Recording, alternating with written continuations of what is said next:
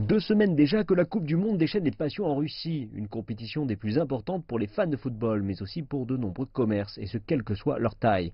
Et en raison du décalage horaire entre la Chine et la Russie, les véritables passionnés sont scotchés devant leur écran bien tard dans la nuit, nécessitant de nourrir cette population nocturne. En général, je regarde la Coupe du Monde chez moi et je commande des plats en livraison, écrevisses, bières et brochettes. Et à Shanghai, les services de chauffeurs remplaçants connaissent une croissance pour ceux qui légalement ne peuvent pas conduire après avoir bu plusieurs bières au bar ou au restaurant. Ah, c'est sûr, ces derniers jours j'utilise beaucoup ces services de chauffeur, car les règles sur la conduite en état d'ivresse sont très strictes. L'une de mes plateformes préférées pour commander des plats est Ele.me, et nous leur avons demandé quels sont les plats les plus commandés lors des chaudes nuits de football en été. Nos commandes de nourriture de nuit ce mois-ci ont été bien plus importantes, surtout 2 jours après l'ouverture de la Coupe du Monde. De l'ordre de 271,1%, les commandes de nuit à Shanghai ont explosé bien plus que dans d'autres villes du pays. Bien sûr, les écrevisses et la bière remportent le trophée.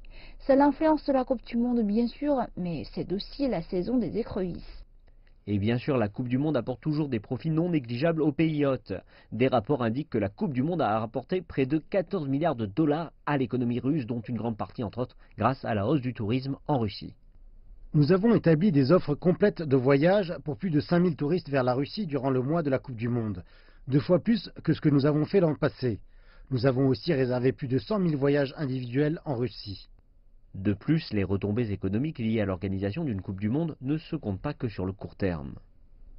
L'importance de la Coupe du Monde se ressentira en fait après l'événement, en particulier pour le marché touristique.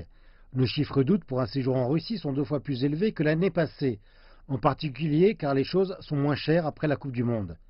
Mais le plus important, c'est en raison de l'impact que cela a sur les gens, influençant leur choix pour des voyages à l'étranger.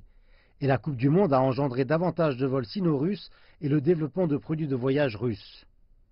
Le Brésil a organisé la Coupe du Monde il y a 4 ans par exemple, et les effets se font encore sentir aujourd'hui. Les chiffres du tourisme au Brésil sont encore en hausse de 50% de ce qu'ils étaient avant le mondial.